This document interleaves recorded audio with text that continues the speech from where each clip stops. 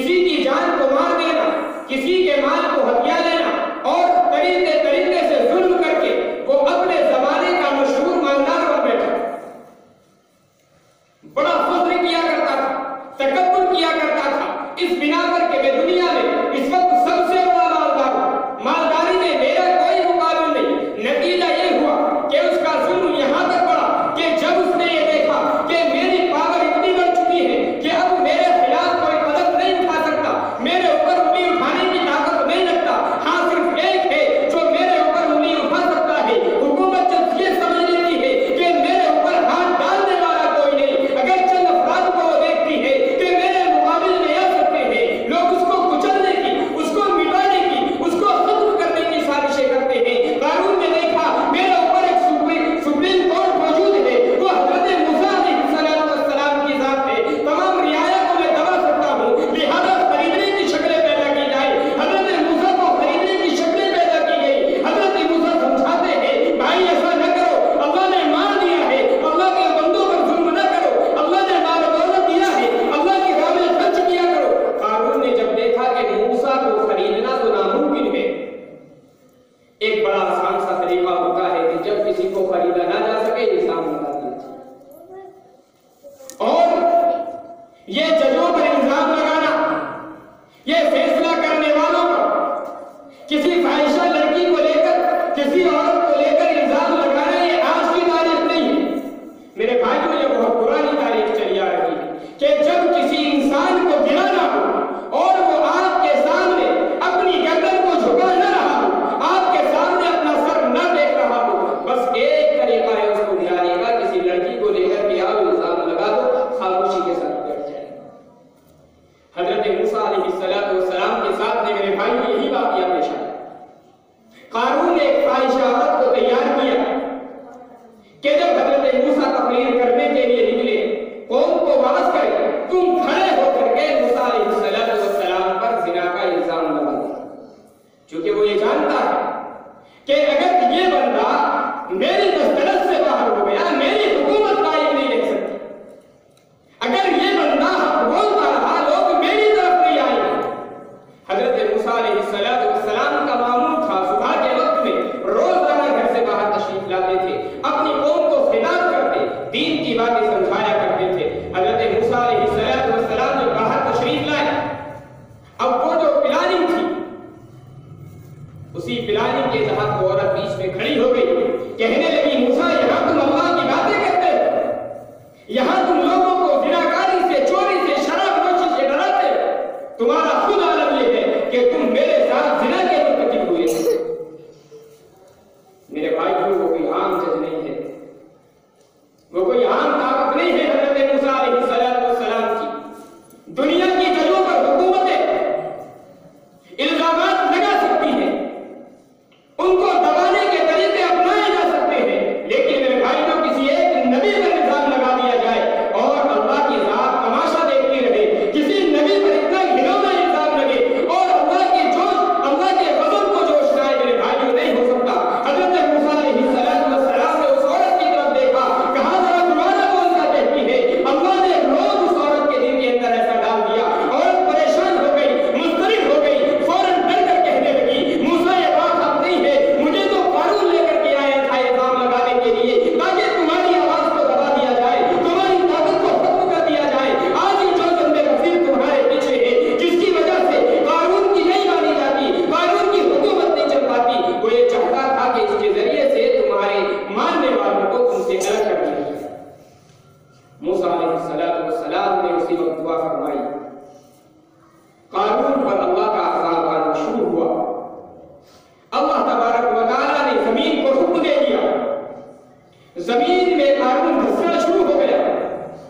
ظالم میرے بھائیوں جب تک کوشش کر سکتا ہے وہ کوشش کرتا رہتا ہے، وہ اپنے ظلم سے باز نہیں آتا جب تک کہ اللہ کا مکمل عذاب نہ آ جائے۔ قارون زمین کے اندر دھس رہا ہے، زمین میں جاتے جاتے لوگوں سے کہہ رہا ہے لوگوں تم جانتے ہو موسیٰ نے میرے اوپر یہ وبا کیوں نازل کی، موسیٰ چاہتا یہ ہے کہ میرے مال و دولت پر قبضہ کر لے۔ حضرت موسیٰ علیہ السلام نے دعا فرمائی، قارون کے ساتھ اس کا خزانہ بھی زمین میں دھسا دیا گیا۔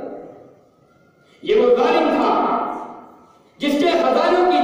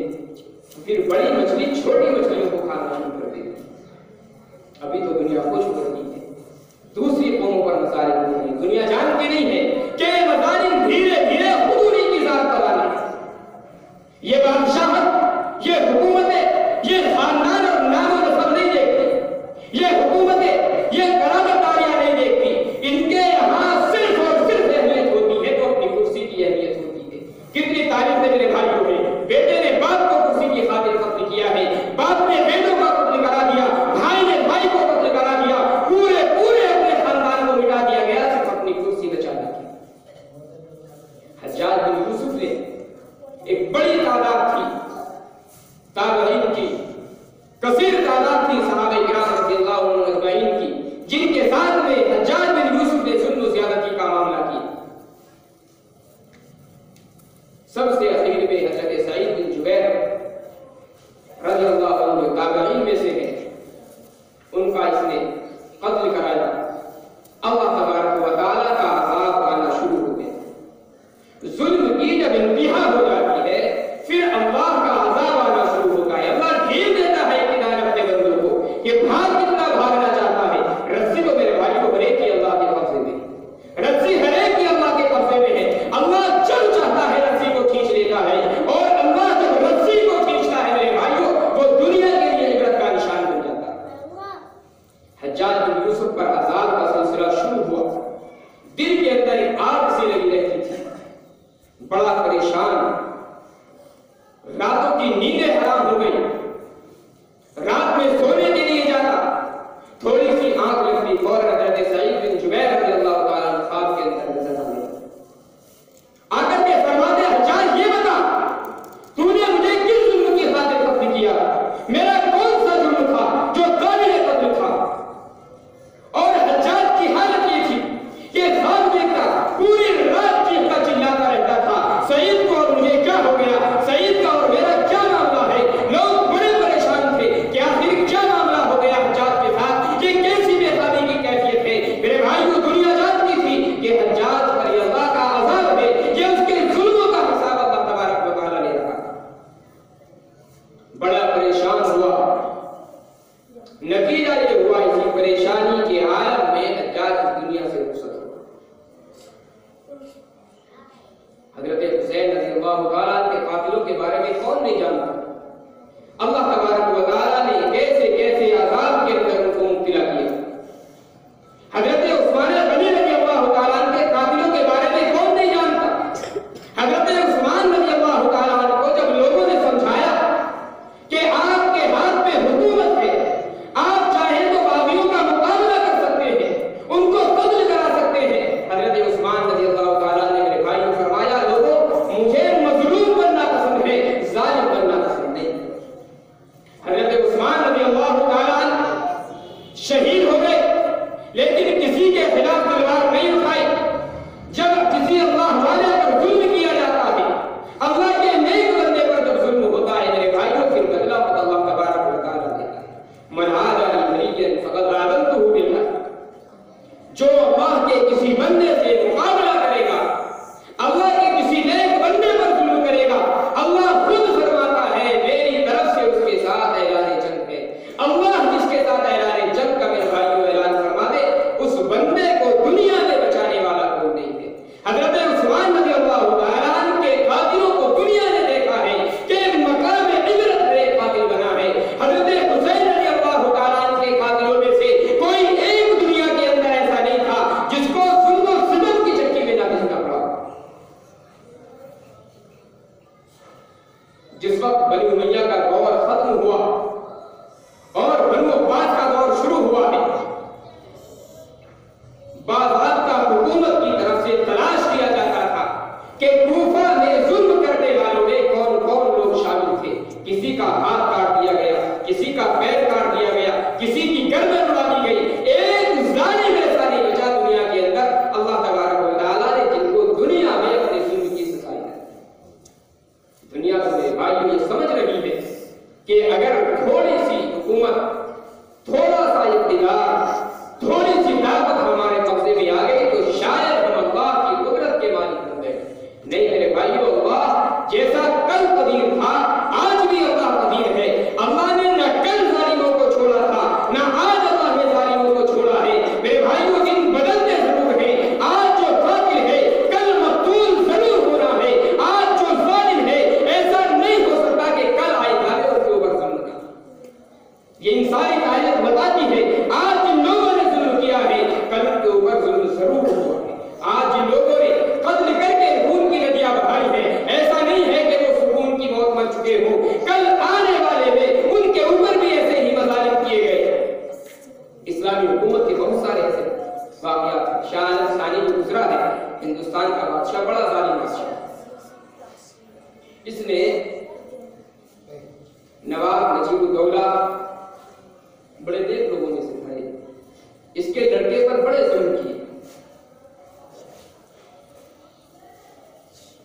کے لڑکے کو اس نے پکڑوایا، اس کی آنکھیں نکال دی گئی، اور اس کا ایک بیٹا تھا محمد خالد نام سے، اس نے اس کو باضابطہ لڑکیوں کا لباس پہنایا اور عزل تناسل اس کا کاٹ دیا گیا۔ اس کے بعد مجمع عام کے اندر اس کو نچاتا تھا، باپ کے سامنے بیٹے کو نچا رہا تھا۔ لیکن میرے بھائیوں، تاریخ اپنے آپ کو دہراتی ضرور ہے، ایسا نہیں ہے کہ تاریخ خاموش رہ جاتی ہے۔ تاریخ نے ہمیشہ یہ منظر دکھایا ہے کہ آج جو آپ کسی کے ساتھ کرو گے، کل آپ کے ساتھ ایسا ضرور ہو، یقینی بات ہے، ایسا ضرور ہو۔ نتیجہ یہ ہوا، کچھ دنوں کے بعد عبد القادر یہ دلی کی حکومت پر بیٹھا، اس نے شاہ عالم کو گرفتار کروایا، اور جو مظالم شاہ عالم نے اس کے باپ کے اوپر یا اس کے اوپر کیے تھے، ان سے کہیں زیادہ مظالم اس بندے نے دلی کی حکومت پر بیٹھ کر کے کی۔ اس نے شاہ عالم کو پکڑوایا، اور شاہ عالم نے صرف اس کو لوگوں کے سامنے نچایا تھا۔ اس نے بدبختی یہ کی کہ اس کی ماں، اس کی بہن، اس کی پورے خاندان کی عورتوں کو یہ پھر مجمع عام کے اندر نچایا تھا۔ لیکن میرے بھائیوں، تاریخ خاموش نہیں ہے۔ جب اس نے ظلم کیے، اس کے بعد آنے والی جو حکومتیں گزری ہیں، انہوں نے اس کے ساتھ میں اور زیادہ مظالم کی۔ شاہ عالم کا ایک وفادار ہوا کرتا تھا سندھیا نام سے۔ جب اس نے یہ دیکھا کہ شاہ عالم گرفتار کر کے قتل کر دیا گیا، اس کے خاندان پر مظالم کیے گئے، تو دلی پر قبضہ کرنے کے لیے آیا۔ جب لوگوں نے دیکھا کہ فلاں لوگوں نے یہاں پر حملہ کر دیا، اب لوگ عبد القادر کا ساتھ چھوڑ کر کے بھاگ گئے، اکیلا تھا، پکڑا گیا۔ پھر لوگوں نے اور زیادہ مظالم کے ساتھ کیے۔ تاریخ میں لکھا ہے کہ ابتداء اس کو بیڑیوں میں جکڑ کر کے جانوروں کے باڑے میں باندھ دیا گیا، اور اس کو حکم دیا گیا کہ جتنا کھانا اس کے ساتھ رکھا جائے اتنا ہی نمک اس کے اندر ملایا جائے، اور اس کو مجبور کیا جاتا تھا کھانا کھانے پر۔ خیر، یہ ایک زمانے تک زندگی ایسے ہی گزارتا رہا، بات نہیں بنی۔ ابھی جو ظالم ہوتا ہے میرے بھائیوں، ظلم کی پیاس اس کی بجھتی نہیں ہے جب تک کہ اللہ کا عذاب آنا شروع نہ ہو جائے۔ جب لوگوں کی پیاس، حکومت کی پیاس اس سے نہیں بجھی، تو اس کو مجمع عام کے اندر لایا گیا، مختلف ریاستوں کے سرداروں کو جمع کیا گیا، اور پھر نائی کو، لوہار کو، جتنے بھی ریاست کے ہوتے تھے سب کو اکٹھا کیا گیا، اس کو مجمع کے اندر لایا گیا، اور نائی اور لوہاروں سے کہا گیا کہ ایک کا کام یہ ہے کہ اس کے جسم سے گوشت کے چیتھڑے اتارے جائیں، اور لوہاروں کو حکم دیا گیا کہ لوہا گرم کر کے جہاں سے گوشت اتارا جائے وہاں داغ دے۔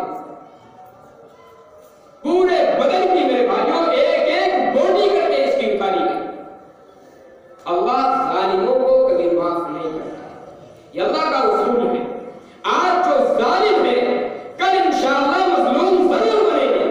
میرے بھائیوں، یہ پرانی تاریخ سے بہت دور کی بات ہے۔ ہم میں سے بہت سارے حضرات ہیں جو بڑی عمر کے ہیں، وہ جانتے ہیں یہ کوئی نئی حکومت نہیں ہے جو لوگوں پر مظالم کر رہی ہے، بہت سارے لوگ اس سے پہلے بھی آئے ہیں۔ آج کل وہ لوگ جو بات کرنا پسند نہیں کرتے تھے، جن کے سامنے لوگ گھٹنوں میں بیٹھا کرتے تھے، آج ان کی فوٹو جب اخباروں میں چھپتی ہے تو ہاتھ جوڑتے ہوئے چھپتی ہے۔ آج ان کو کوئی پوچھنے والا نہیں ہے۔ کل جو لوگوں سے بات کرنا پسند نہیں کرتے تھے، آج وہ لوگوں سے رحم و کرم کی بھیک مانگتے نظر آ رہے ہیں۔ تو میرے بھائیوں، یہ تو اللہ کا ایک اصول ہے، اللہ کا ایک ضابطہ ہے۔ آج جو ظلم کرے گا، کل اس کے اوپر ایسا ہی ظلم کیا جائے گا۔ اسی لیے آقا علیہ السلام نے ایک نہیں متعدد احادیث کے اندر بیان فرمایا ہے کہ دنیا میں انسان سب کچھ کر لے لیکن ظلم نہ۔ حضرت علی رضی اللہ تعالیٰ کا ایک بڑا مشہور مقولہ ہے، حضرت علی نے فرمایا ہے کہ حکومتیں کفر کے ساتھ، شرک کے ساتھ تو قائم رہ سکتی ہے، لیکن ظلم کے ساتھ حکومتیں قائم نہیں ہوتی۔ یہ حضرت علی کا فرمان ہے۔ کسی حکومت میں کافر ہو، کسی حکومت پر مشرک ہو، وہ چل سکتی ہے، لیکن جس حکومت کے کارندے ظالم بن جائے، وہ حکومت زیادہ دیر نہیں ٹھہرا کرتی، اس حکومت کا خاتمہ اللہ کی طرف سے جلدی ہو جایا کرتا ہے۔ وہ حکومتیں چاہے مسلم ہو یا